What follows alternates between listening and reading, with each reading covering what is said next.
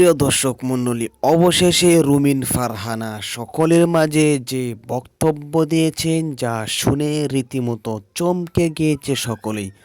কেননা ইতিমধ্যে আমরা শুনেছি যে রুমিন ফারহানা যে দলটির জন্য 15 বছর যুদ্ধ করেছিল, সেই দলটি তাকে বিচ্ছিন্ন করে দিয়েছে সেই দল থেকে।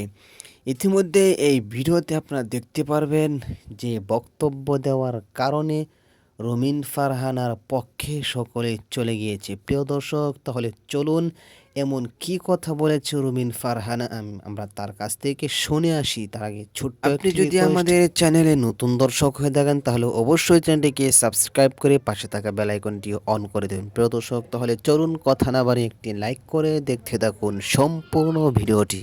দল আমাকে ওয়াদা দিছিল নমিনেশন দেবে, দল তার ওয়াদা ভঙ্গ করতে পারে, দল মুনাফিকি করতে পারে, আমি তো করতে পারবো না।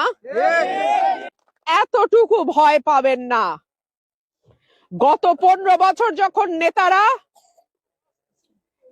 তোষকের তলায় মোবাইল বন্ধ বিদেশি নম্বর নিয়ে ঘুরছে, তখন আমি মানুষের পাশে ছিলাম। আমাকে দাবায় রাখা এত সোজা না। রোহিঙ্গা আইনা এখানে প্রার্থী দেবেন, সেই প্রার্থী সদর থেকে এমপি ধৈরা আইনা, এমপি ক্যান্ডিডেট ধৈরা আইনা প্রচারণা চালাবে।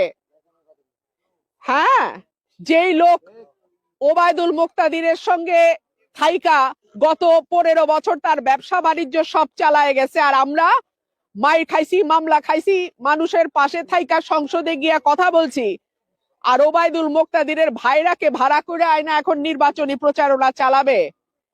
ভাড়াইটা প্রার্থী আর আইনের না।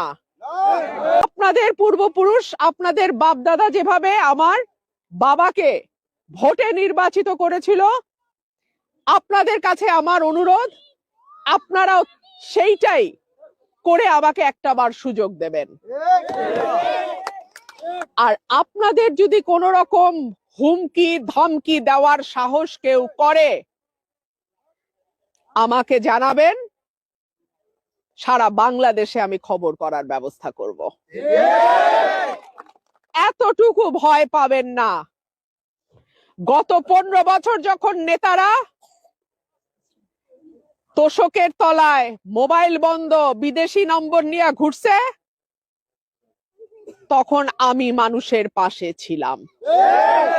প্রিয় দর্শক মণ্ডলী, আশা করি সম্পূর্ণ ভিডিওটি দেখে আসলেন। ভিডিওতে যে কথাগুলো শুনলেন, রুমিন ফারহানা যে বক্তব্যটি দিয়েছেন, যে কথাগুলো বলেছেন, আসলে এই কথাগুলোর উপর আপনাদের কি মতামত অবশ্যই কমেন্ট করে জানিয়ে দেবেন।